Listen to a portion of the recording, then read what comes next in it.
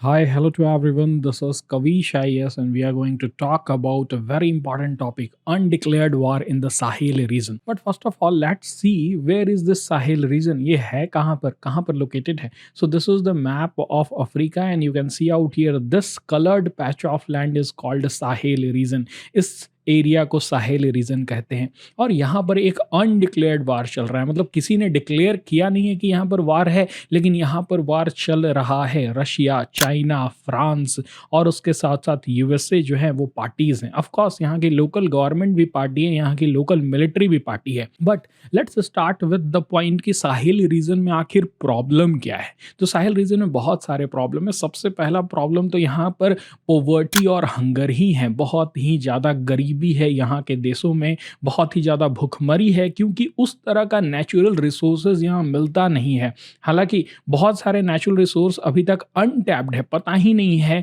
कि कौन सा रिसोर्सेज कहाँ पर है। इसीलिए इस रीजन का control most of the western nation as well as the eastern Chinese nation as well as Chinese and Russian wants to control this region. The second most important problem that Sahel region faces is Islamic radicalisation, jihadism. देखिए, जिहाद जो है, Islamic radicalisation जो है वो इतना ज़्यादा इस रीजन में बढ़ गया है कि मोस्ट ऑफ द रीजन उसके चंगुल में है। अलकायदा, बहुत सारे ऐसे इस्लामिक ग्रुप जो हैं वो यहाँ की गवर्नमेंट को टॉपल करके इस्लामिक रूल यहाँ पर लाना चाहते हैं। फॉर एग्जाम्पल माली इसका शिकार है, फॉर एग्जाम्पल बुर्किना फासो इसका शिकार है, नाइजर, चड, सूडान, ये सारे रीजन में इस्लामिक रेडिकलाइजेशन जो है वो बहुत ही ज़्यादा तेजी से फैल रहा है।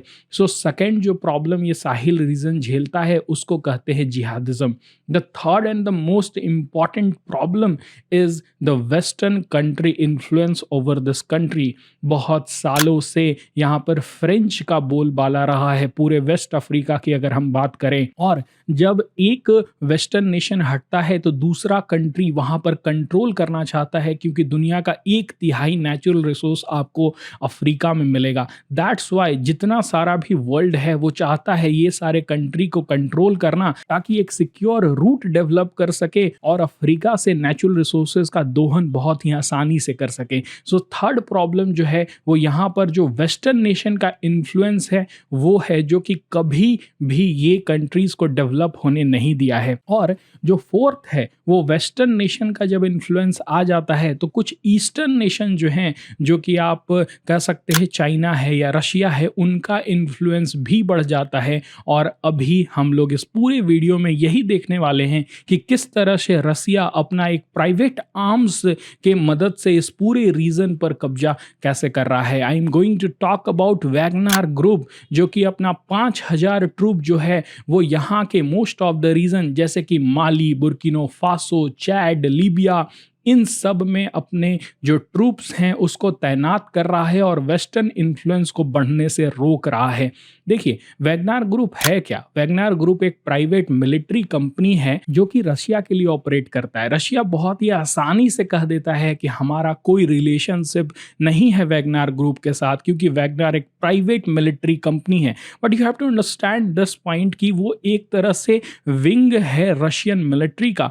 उसमें जो भी लोग काम करते हैं वो कहीं ना कहीं रिलेशन रखते हैं रशियन मिलिट्री के साथ, एज वेल एज जो भी उसके सोल्जर्स हैं वो कहीं ना कहीं जेल काट रहे थे रशिया में या फिर दुनिया का किसी भी कोने में, वहां से उन्हें रिक्रूट किया गया है और वैगनर ग्रुप के लिए वो अभी काम कर रहे हैं। वो अफ्रीका में भी काम कर रहे हैं, वो सीरिया में भी काम कर रहे हैं, वो यूक्रेन में रशिया की मदद करके फाइट कर रहे हैं, और रशिया का जो इंटरेस्ट है उसको प्रमोट करने के लिए वैगनर ग्रुप जो है वो वर्क करता है। You can see out here Wagner group का काम क्या है। वैगनर ग्रुप का काम है कि वहां पर जो रेबल फोर्सेस है, फॉर एग्जांपल माली में रेबल फोर्सेस है, बुर्किना फासो में जो रेबल फोर्सेस है उनको सपोर्ट करना, जो स्ट्रेटेजिक साइट्स है जहां से इनकम होता है उनको सपोर्ट करना, वो मिनरल डिपॉजिट जो अफ्रीकन कंट्रीज में है उनको कंट्रोल करना चाहते हैं, ताकि जो वेस्टर्न इंटरेस्ट है उसको सेट बैक दिया जा सके। वैगनर ग्रुप इंफॉर्मेशनल वारफेयर में भी काम कर रहा है, डिसइंफॉर्मेशन इंफॉर्मेशन फैलाना, कहना कि फ्रेंच इन्फ्लुएंस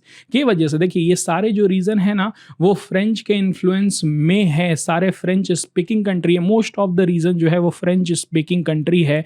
और ये इंफॉर्मेशन फैला रहे हैं वैगनार ग्रुप कि इतने सालों से जब आप फ्रेंच के इन्फ्लुएंस में हैं तो क्या आपका डेवलपमेंट हो पाया? जी नहीं, सिर्फ और सिर्फ फ्रांस ने क्या किया है, आपको लूटा है। और रशिया ही एक ऐसा कंट्री है जो आपको इस प्रॉब्लम से उभार सकता है। And that's why Wagner group को बहुत ही ज़्यादा सपोर्ट मिल रहा है। कहाँ सपोर्ट मिल रहा है? माली में सपोर्ट मिल रहा है। हालांकि नाइजर में थोड़ा सा सेटबैक जरूर मिला है, बट माली जो है वो एक तरह से रशियन इंटरेस्ट के अंदर आ रहा है और फ्रेंच को यहाँ से सेटबैक मिल रहा है। और इसी तरह से वैगनार ग्रुप इस रीजन में फैलते जा रहा है। You can see out here the 4 important player जो यहाँ पर वर्क कर रहे हैं वो है फ्रांस, जिनके साथ यूएसए है, और रशिया जिसके साथ चाइना है। तो ये 4 जो प्लेयर हैं वो मेन प्लेयर है। इंडिया का उस तरह का कोई भी रोल अभी इस पूरे रीजन में नहीं है। हालांकि इंडिया बहुत तरह के ह्यूमैनिटेरियन एड या फिर इन लोगों की जो पढ़ाई की खर्च होती है या फिर यहाँ पर जब इलाज कराना होता है तो वो इंडिया की तरफ जरूर देखते हैं। लेकिन जहाँ तक बात है इन सारे कंट्री को पॉलिटिकली इन्फ्लुएंस करने का, उसमें इंडिया का अभी तक कोई भी रोल नहीं हमें देखने को मिला है। We have to understand how Wagner works. Wagner एक तरह का रशिया का आउटफिट ही है और उसके जो सीईओ थे उनके बारे में भी जानना जरूरी है, क्योंकि वो अभी न्यूज में थे जब रशिया यूक्रेन का युद्ध हो रहा था। तो येवगेनी प्रिगोजियान रशिया के पुतिन के अगेंस्ट चले गए और उसकी वजह से पुतिन ने क्या किया, उनको मार डाला। वैगनार ऑपरेट करता था ऑटोनोमसली और प्रोवाइड करता था कि क्रेमलिन का यानी रशिया का कोई भी हाथ नहीं है जो भी वैगनार कर रहा है उसमें। लेकिन वी ऑल नो दैट कि ये जो पर्सन है उसके वजह से ही जो अभी पकड़ हमें अफ्रीका में देखने को मिल रहा है आपका वैगनार ग्रुप का, it is only because of this person जो कि पूरी तरह से रशिया के पुतिन के अंडर वर्क किया करता था। और जब क्रेमलिन का डायरेक्ट कंट्रोल की बात आती थी तो यही क्या करता था, पीछे हट जाया करता था, बोलता था वैगनार जो है वो ऑटोन्यूमसली वर्क कर रहा है, वो किसी के भी इन्फ्लुएंस में नहीं रहता है। और ये बहुत ही बड़ा अपर हैंड रशिया को देता है पूरे वर्ल्ड में। और इन सब के पीछे we know what is the reason, Africa का रिसोर्सेज और ग्लोबल इकोनॉमी। देखिए, अगर आपको वर्ल्ड पावर बनना है, आपको हेजेमोनी अपना बरकरार रखना है, तो आपको अफ्रीका का रिसोर्सेज चाहिए होगा। और इसी के लिए यूएसए और फ्रांस फाइट कर रहे हैं चाइना और रशिया के साथ, बिकॉज चाइना का जो इन्वेस्टमेंट है या फिर ट्रेड है ये फ्रेंच स्पीकिंग कंट्रीज में वो बहुत ही ज्यादा बढ़ गया है। उसके साथ साथ रशिया का एक और ऑब्जेक्टिव भी है इस रीजन में इतना बड़ा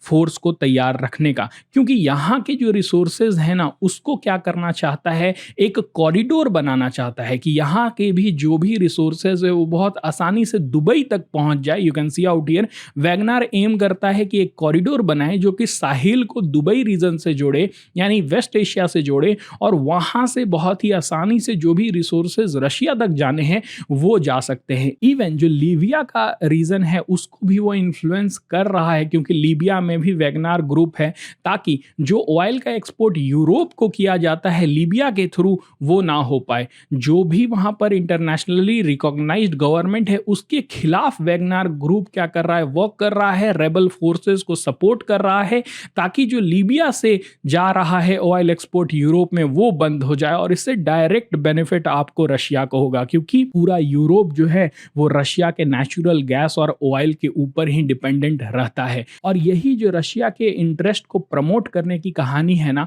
वो वैगनार ग्रुप लिख रहा है। लेकिन ऐसा नहीं है कि हर जगह वैगनार ग्रुप जो है ना वो सक्सेसफुल है। मैंने अभी आपको बताया कि नाइजर में उसे सेटबैक मिला था by the French as well as the European power, लेकिन उसके साथ साथ मोजाम्बिक में भी जो वैगनार फोर्सेस थे वो वर्क कर रहे थे और वहां पर भी वैगनार को क्या मिला है, सेटबैक मिला है। तो ऑफ कोर्स ये जो फाइट है ना वो एकदम नेक टू नेक का फाइट चल रहा है to just control the natural resources of this region. और यही मेन पॉइंट है, क्योंकि यूरोपियन कंट्री भी क्या चाहते हैं ना, इकोनॉमिक प्रोजेक्ट्स अफ्रीका में डेवलप करना चाहते हैं, एक एनर्जी रूट डेवलप करना चाहते हैं जिससे कि जो एनर्जी है वो यूरोप तक पहुंचते रहे। और इसी को सेटबैक देने के लिए वैगनार का प्रेजेंस जो है वो हमें देखने को मिल रहा है इस पूरे रीजन में। चाइना का इन्वॉल्वमेंट के बारे में बात कर लेते हैं, क्योंकि मैंने एक पॉइंट आपको बताया कि चाइना का क्या हमें देखने को मिल रहा है कि ट्रेड पूरे वेस्टर्न अफ्रीका के साथ या साहेल रीजन के साथ जो